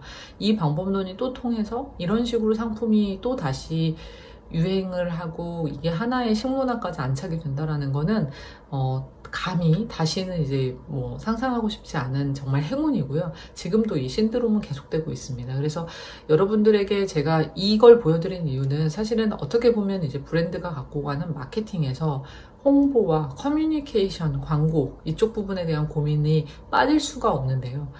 저희 브랜드도 진실성만을 가지고 계속 정통적인 방법론이 아니라 정통의 이제 상품을 다루다 보니까 진실성만을 가지고 인포메이션 중심의 커뮤니케이션만 했던 브랜드인데 저희가 의도치 않은 방향, 소비자들에 의해서 그들이 정의하는 상품으로 저희는 이제 변화가 됐고 초창기에 디너식 소세지라고 얘기했었던 것들을 이제 그 상품 패키지의 중앙에 보시면 ASMR 먹방이라는 해시태그를 저희가 거기다 넣어놓은 이유가 실질적으로 그렇게 변화시킨 거는 저희가 아닙니다. 소비자들입니다. 그래서 요즘 이제 현대 그리고 앞으로 더 심화될 그 마케팅 방법론에서 가장 중요한 포인트는 고객과의 커뮤니케이션 접점을 어떻게 만들어내고 그리고 그 커뮤니케이션에서 고객들의 니즈를 어떻게 반영해서 우리가 갈 건지에 대한 부분을 끊임없이 고민을 하고 디벨롭을 해야만 하는 너무 중요한 분야입니다.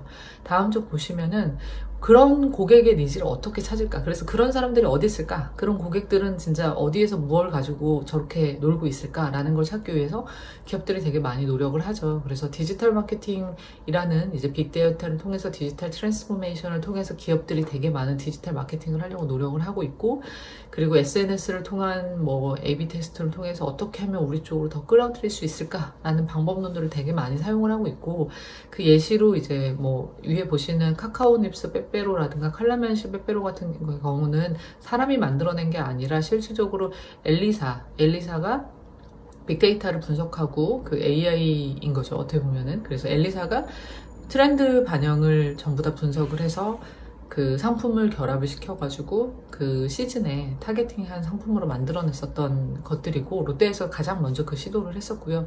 자라 같은 경우도 자라의 성공 사례를 보시면은 2주에 한 번씩 신상품이 나오고 그 신상품을 내기 위해서 소비자에 대한 데이터를 어떻게 모으고 그리고 그 빅데이터를 어떻게 분석해서 계속 전 세계에 똑같은 그 디자인이 아닌 다 다른 디자인들을 어떻게 테스트를 하고 있는지를 자라의 사례를 통해서도 디지털 마케팅의 사례를 볼 수 있습니다. 그리고 정말 너무너무 힘든 제가 실무를 이끄는 입장에서 너무너무 어렵고 힘든 범위가 사실은 SNS 범위인데요.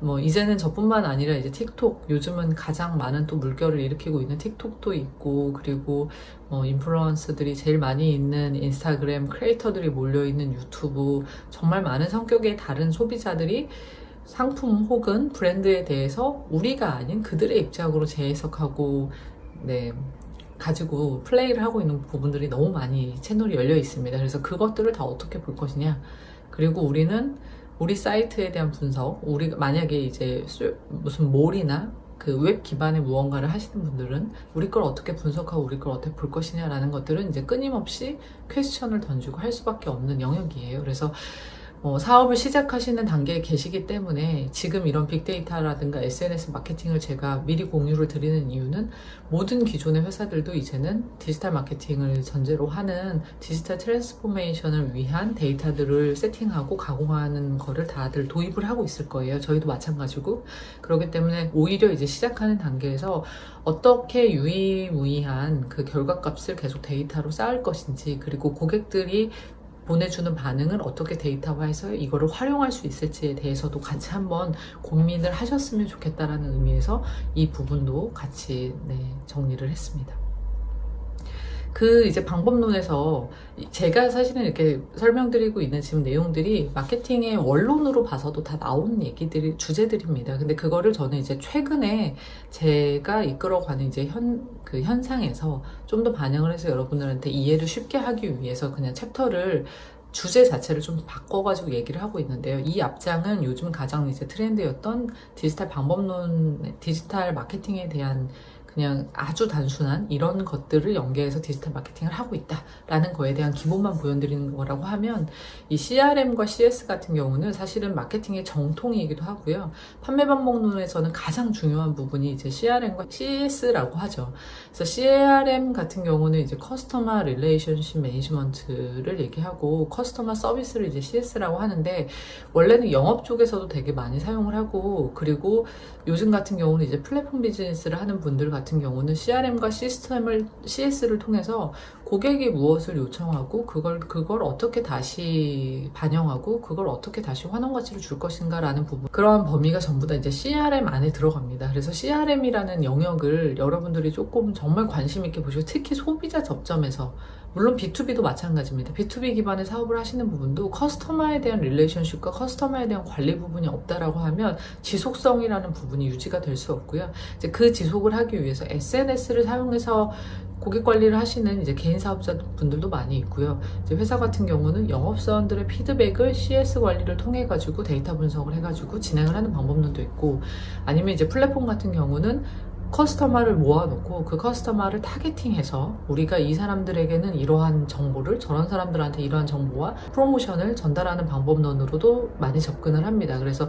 CRM과 CS 같은 경우는 어떠한 사업 분야에서도 갖고 계셔야 하고, 그 사업 분야에 따라서 이제 디테일은 다르겠지만 이거를 잘 운영하신다고 하면 어떻게 보면 이제 한번 그 팬을 모으셨으면 그 팬의 집단을 키울 수 있는 가장 중요한 근본 핵심은 CRM과 CS에 있다라는 거를 꼭 염두에 두셨으면 좋겠습니다. 초기에 꼭 세팅을 하시고 기록 관리를 하시는 거, 그분들에게 어떤 베네핏을 줄 건지에 대해서도 같이 고민을 하고 시작을 하시면은 그 후단에서 고객을 놓치는 행위를 하지 않으실 것 같습니다. 그리고 이제 세대인데요. 사실은 뭐 Z세대, X세대, B세대, M세대 얘기 되게 많이 하죠. 근데 이제 Z와 M세대를 최근에는 또 구분을 해서 얘기를 하고, 이제 Z세대들이 최근에 저도 회사에 신입사원으로 들어왔습니다. 그래서 이 친구들을 바라보는 제 시각이 편견인 건지는 잘 모르겠지만, 확실히 커뮤니케이션 하는 방법론, 이들이 사고해가지고 일을 가져오는 결과물에 대한 방법론이 좀 많이 다르다는 거는 저는 지금 느끼고 있고요. 이 세대가 전부 다 뭐가 다르냐? 일단 뇌구조가 다릅니다. 이 그림이 되게 재밌는데요. 베이비 부머가 생각하는 브랜드에서 가장 앞쪽에 있는 건 이제 아마존. 이건 물론 이제 미국 거를 기반으로 했지만, X세대 같은 경우는 이제 사과. 네, 애플인 거죠. 애플이라는 브랜드가 가장 브랜드 포지셔닝이 앞에 있고, Z와 M세대는 플레이스테이션이 제일 앞에 있더라 라고 이제 극단적인 이렇게 비교를 좀 했는데, 뭐 넷플릭스도 있고 뭐 틱톡도 있고 다 이렇게 구분이 되는데, 제가 사실은 이걸 정리해서 여러분들한테 공유 드리는 이유는 세대에 따라서 브랜드 포지셔닝, 활용 방법, 그리고 변화 속도가 다 다르다. 무슨 얘기냐, 본인의 브랜드가 어디에 맞느냐. 이건 사실은 이제 그 마케팅에서 얘기하는 타겟팅하고도 관련이 있는 얘기인데요. 어디에 속하느냐에 따라서 그냥 단순히 타겟팅이 이제 X세대니까 X세대에 맞는 브랜드를 만들어야지 라고 했던 시대에서는 벗어나서, X세대이면 X세대에게 맞는 SNS와 홍보 툴마저도 이제는 다 바뀌었다라고 보시면 됩니다. 예전에는 X세대면 X세대에 맞는, X세대가 볼만한 잡지에다가 광고를 내는 거가 어떻게 보면 이제 홍보와 커뮤니케이션의 방법론이었으면, 이제는 S세대가 좋아할 만한 동호회, S세대가 좋아할 만한 SNS 플랫폼은 Z, M세대와도 이미 구분이 되어 있고요. Z세대와 M세대마저도 이미 또 그런 채널들은 다 구분이 되어 있습니다. 그래서 사실은 고객은 누군지 설정하고 싶은데 그 고객이 어느 채널에 있는지가 명확하기도 하고, 반대로 너무 다양하기 때문에 이걸 어떻게 전부 다 커버할 거냐라는 부분이 되게 어려운 숙제이기도 하고요. 실질적으로 유튜브 광고라든가 이제 네이버 광고, 인스타그램 광고 같은 걸 하시면 나이대랑 연령, 나이대랑 그리고 뭐 성별 이런 것들을 다 설정을 할 수가 있습니다. 그게 이제 타겟팅, 누군가를 타겟팅해서 어떻게 광고를 할 것인가 라는 이제 방법론에 대한 얘기인데, 그 안에서도 같은 나이, 유사한 나이에서도 그들이 쓰는 채널이 다르기 때문에 Z세대를 위한, 10대를 위한 광고를 아무리 열심히 예를 들면은 그냥 네이버 메인창에서 PC 기반의 메인창에서 돌린다고 한들 Z세대는 그걸 보지 않죠.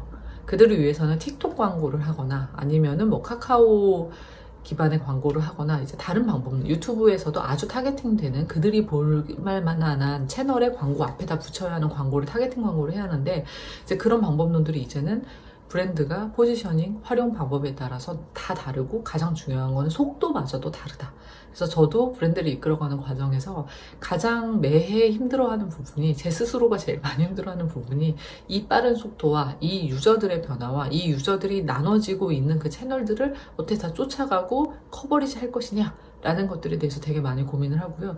그거는 다 쫓아갈 거냐, 혹은 우리가 정말 보여주고 싶은 이미지만을 세팅해서 계속 가져갈 거냐 라는 기준이 가장 중요합니다. 그 기준을 수립하고 나서 전략을 세우지, 누군가가 돈을 들여서 하는 그냥 보여지는 광고와 내 상품이, 내 브랜드가 유사하기 때문에 광고 행위를 하시는 거는 정말 무의미한 비용을 지출하시는 것밖에 안 될 거고요. 결과로 이끌어내는 데는 되게 오랜 시간이 걸리실 겁니다. 그래서 그 부분을 좀 잘 파악하셔서 단순 타겟을 넘어서 타겟이 있는 집단, 그리고 그 집단이 있는 곳들, 그들이 쓰는 디바이스가 무엇이고 그들이 쓰는 SNS가 무엇인지까지를 좀 더 디테일하게 보시는 게 너무 중요한 시대로 바뀐 것 같습니다. 이 모든 게 이제 디지털이 만들어낸 변화이죠.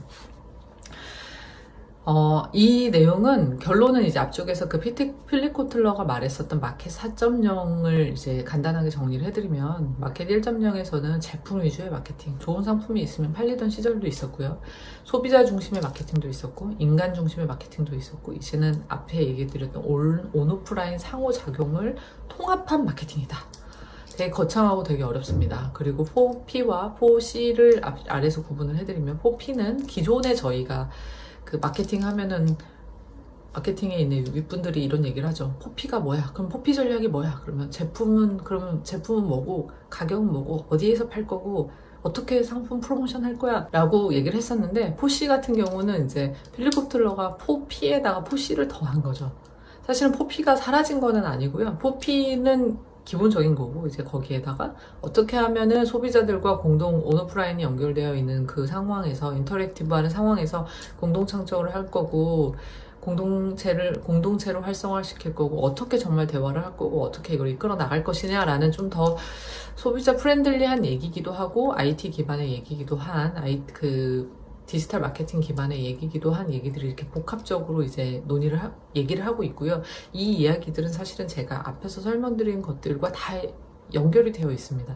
기본의 마케팅에서 해야 하는 타겟팅은 존재하지만, 그 타겟팅을 어느 채널에 어떠한 반응을 위해서 어떻게 할 것이냐 라는 부분들을 좀 더 상세하게 고민해 보면은 사실은 이 이야기들과 다 맞닿아 있고요. 기본이 없어진 거는 아니고요. 그 다음에 이제 현상에 의해서 마케팅의 방법론이라는 것들이 지금 계속 변화되고 있습니다. 제가 이제 몇 가지 사례를 드리고 마무리를 하려고 하는데요. 고객의 마음을 계속 사로잡는 브랜드 라는 주제고, 계속 사로잡는다는 거는 말 그대로 그만큼 오랫동안 유지가 된다라는 이제 내용이기도 합니다. 앞에서 이제 보여드렸던 파타고니아 사례부터 다시 얘기를 할 건데, 이 파도치테 서핑일이라는 책이 아까 보여드렸듯이 이제 최근에 이런 표지로 다시 재탄생해서 서점에서 베스트셀러로 올라와 있더라고요. 한번 기회 되시면 보시면, 정말 특히 사회적 가치를 두고 회사를 세팅하시려는 분들이 한 번씩은 고민하셨으면 하는 모든 주제를 이미 이본 슈나드가 다 정리를 해서 이 책으로 만들어 놨습니다. 그래서 한번 보시고, 너무 극단적 성격의 회사이긴 하지만 한번 참고를 하시면 되게 좋을 것 같고요. 파타고니아 같은 회사는 정말 사회적 윤리 가치 실현과 약속이 강한 브랜드고, 앞에서 얘기 드렸던 것처럼 이들은 이제 73년부터 시작해서 지금까지 오고 있고요. 그들의 윤리적 가치 실현과 약속을 계속 사람들에게 증명하기 위해서 CSV 이제 사회 환경 보고서를 매해 출간을 하고, 그리고 홈페이지에 가시면 정말 많은 활동들을 보실 수 있고요. 이들은 가장 중요한 거는 사회적 책임을 다루고 있고, 친환경에 대한 주제를 계속 가지고 있고, 친환경, 필환경 같죠. 환경에 대한 거에 대한 주제가 가장 강하고, 윤리적 소비를 이끌어내는 브랜드로서는 가장 강력하다라고 보고 싶습니다. 그리고 그 다음 장 보시면 이제 마켓컬리 같은 경우는 마켓컬리가 무슨 브랜드지? 라고 또 생각하시는 분들이 있을 것 같아요. 근데 이거는 엄청난 유통 브랜드라고 저는 생각을 하고요. 이 마켓컬리의 저 보라색이 이제 마켓컬리를 아시는 분들한테는 저 보라색이 박혀 있고, 그리고 전지현이 잠깐 선전을 했었지만 그 새벽 배송차, 이 올빼미가 그려져 있는 이 새벽 배송차에 대한 이미지는 이미 그 대한민국에 사는 많은 분들에게는 인식이 되어 있을 거예요. 근데 이제 마켓컬리를 초창기부터 저희도 같이 거래를 했었고 2015년부터 이들이 시작을 했는데 그때부터 저희 브랜드도 이제 거의 시작을 같이 했기 때문에 지금까지 같이 저희도 운영을 마켓컬리 안에서 하고 있는데, 실질적으로 마켓컬리를 같이 운영을 해본 입장에서 마켓컬리가 처음부터 내세웠었던 새벽 배송, 그리고 유통에 진짜 정말 새로운 혁신을 이끌어가는 그 라이프 스타일의 상품을 팔겠다라고 하는 저들의 목적에 가장 부합하는, 정말 그 고객의 소통을 끊임없이 이끌어내서 팬을 모아가는 과정은 여러분들이 마켓컬리의 구매 후기 부분을 가시면은 아실 거예요. 근데 이제 구매 후기가 앞쪽에서 얘기했었던 그 뭐 CRM이나 CS 쪽하고 관련이 되어 있죠. 이쪽을 사실은 잘 보면 이 고객들이 이 상품에 어떻게 반응하고 이들 중에서 어떤 등급의 사람들이 이 상품에 가장 관심이 많다더라 라는 거를 마케터가 추출해낼 수 있다라고 하면 그들을 위한 상품을 또 개발할 수 있고 그걸 위한 다른 프로모션 과정을 또 거칠 수가 있기 때문에 사실은 저 영역이 되게 중요한데, 컬리는 그 보라색을 되게 좋아하는 집단을 만들어내는 과정에서 제가 그냥 감히 해석을 하자면 고객 후기라는 부분을 정말 많이 잘 활용을 한 것 같고 지금도 정말 활성화가 잘 되어 있습니다. 그래서 마켓컬리의 고객 후기를 보면 진짜 사기 전에 일반 사람들이, 처음 들어온 사람들 혹은 처음 상품을 트라이하고 싶은 사람들이 볼 때 이 상품이 어느 정도로 컬리의 진짜 팬들이 좋아하는 상품인지를 볼 수 있어서 그 새벽 배송뿐만 아니라 고객 소통, 그 다음에 브랜드력을 키우는 모집 활동으로서 고객 후기라는 부분을 정말 활용을 잘했고요. 많은 프로모션을 이제 고객 후기 부분과 연결시켜서 진행을 한 거죠. 그래서 착실히 저 부분을 잘 다져온 것들이 충성 고객을 낳았고 이제 컬리 라이프 스타일이라는 거를 형성시키는 그 단계까지 간 거고, 그거 말고도 뭐 그들의 포장이라는 거, 그리고 저 대표가 갖고 있는 철학이라는 부분, 그리고 상품을 골라내는 소싱 능력 등등이 다 훌륭하지만 그 중에서 저는 이제 제가 바라보는 관점에서 마켓컬리에 대해서 마켓컬리의 팬들이 왜 그렇게 모였을까라고 보면은 저 고객 후기 부분에 대한 컬리의 지속적인 관리, 그리고 저 부분에 대한 업데이트 부분이 무시 못하는 되게 강력한 힘을 가졌다라고 저는 해석이 됩니다. 세 번째 부분 이제 구찌인데요. 구찌는 좋아하시는 분들도 있고, 웬 구찌라고 지금 전혀 이 내용을 모르시는 분들도 많을 거예요. 구찌가 정말 올드했었어요. 이 중간에 보시면 이 예전 구찌와 최신의 구찌를 이렇게 사진으로 비교해 놓은 이 6개짜리 동그라미 사진만 보시면 알 텐데, 구찌 같은 경우는 여러분들이 아시는 그 황토색 이미지의 가방, 그리고 되게 올드한 브랜드의 이미지를 불과 몇 년 안 됐죠. 한 1, 2년 안에 가장 파격적인 혁신을 한 명품 브랜드라고 이제 볼 수가 있고요.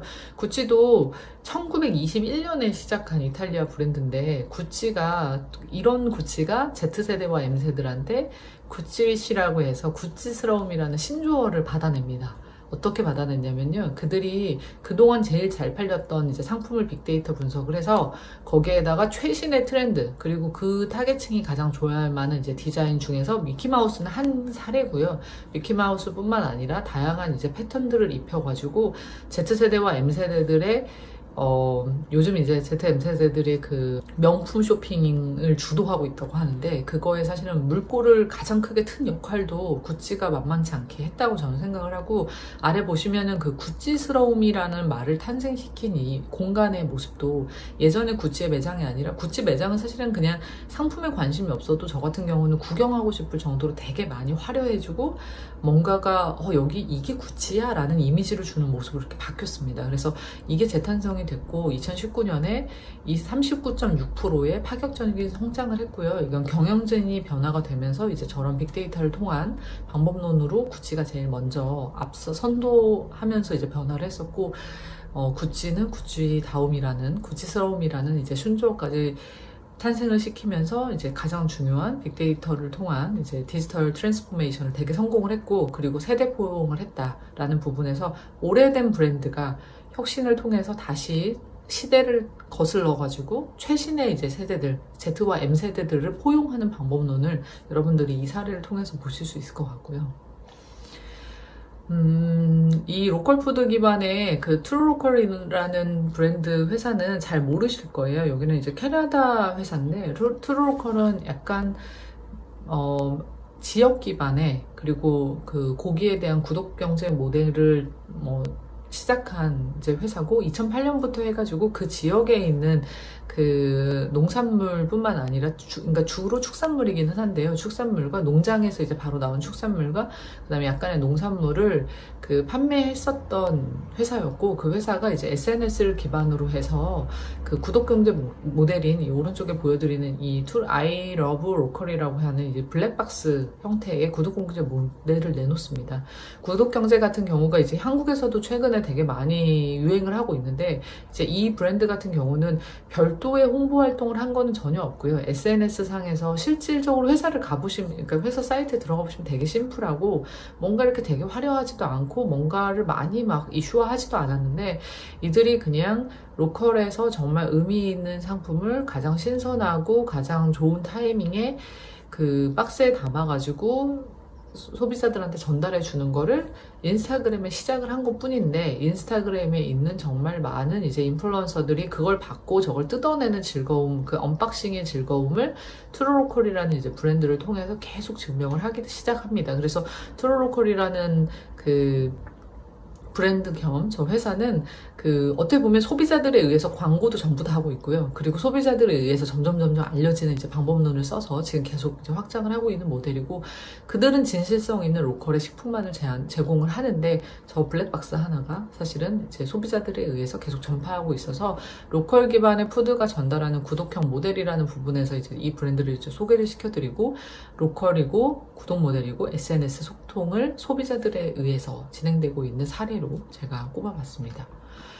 다섯 번째는 이제 러쉬라는 브랜드인데, 러쉬라는 브랜드는 사실은 약간 어떻게 보면 파타고니아의 이 코스메틱 쪽으로 해석을 해도 괜찮을 것 같기는 한데, 러쉬는 그거보다 되게 재밌는 거는 조직 문화 부분도 되게 재밌어요. 러쉬는 모두가 개발할 수 있고, 러쉬에 가보시면은 여러분들 이거 향도 되게 자극적이고 되게 다양한데, 전 세계 어딜 가나 러쉬의 향은 정말 강력하죠. 근데 너무 종류가 많아요, 상품이. 저 종류를 어떻게 다 만들까라는 생각이 들 정도로 많은데, 알고 보니 그 상품들을 R&D뿐만 아니라 러쉬에서 일하는 모든 사람들이 러쉬의 마인드를 갖고 똑같은 방법론으로 상품을 누구나 만들 수 있는 조직 문화를 기반에 가지고 이제 시작한 회사고, 영국은 영국에서 나오는 진짜 자연에서 나오는 재료만을 가지고 만드는 천연 화장품인 거죠. 천연 화장품에서는 가장 앞서 있고 필요환경과 이제 친환경의 선두주자고, 그걸 기반으로 해서 이제 집단 지성과 조직 구성을 통해서 정말 다양하고 정말 향기로운 상품들을 지금도 계속 지속해서 전 세계에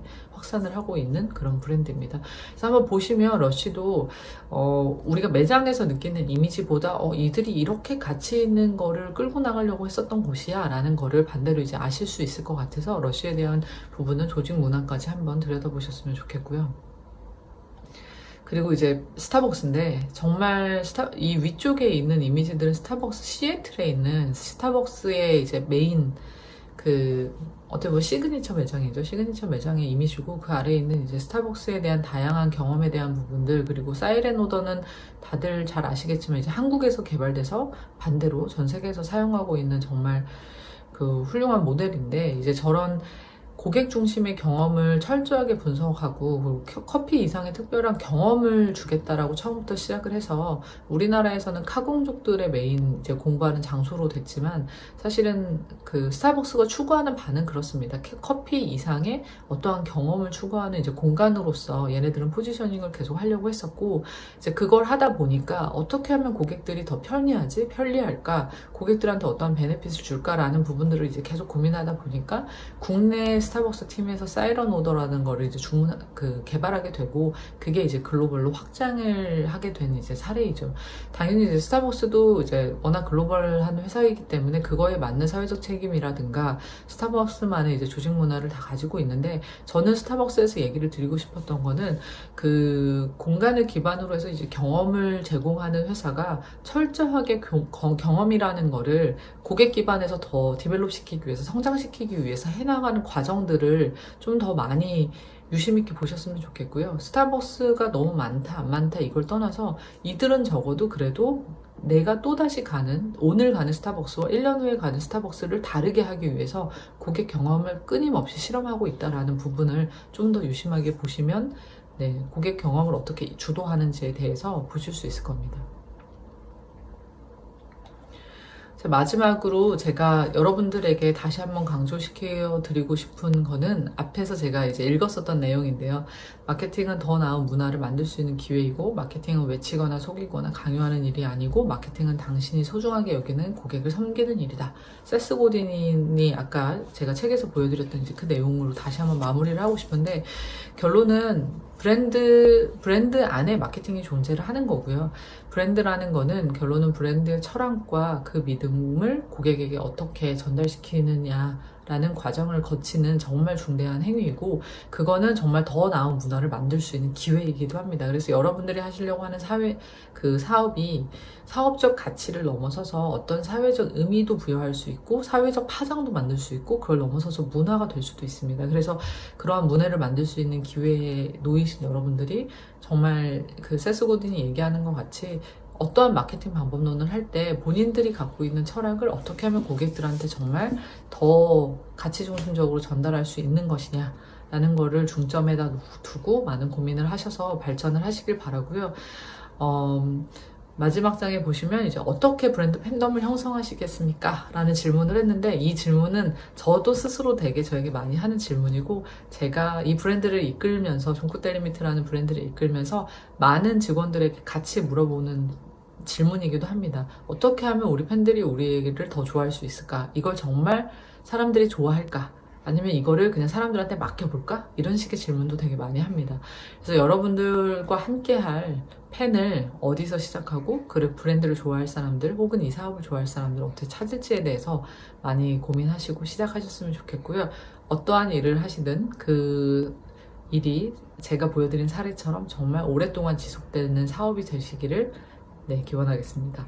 그리고 더 궁금한 점은 그 파워포인트 아래에 적혀져 있는 이메일 주소로 저에게 이메일 주시면 제가 성실히 답변하도록 하겠습니다. 감사합니다.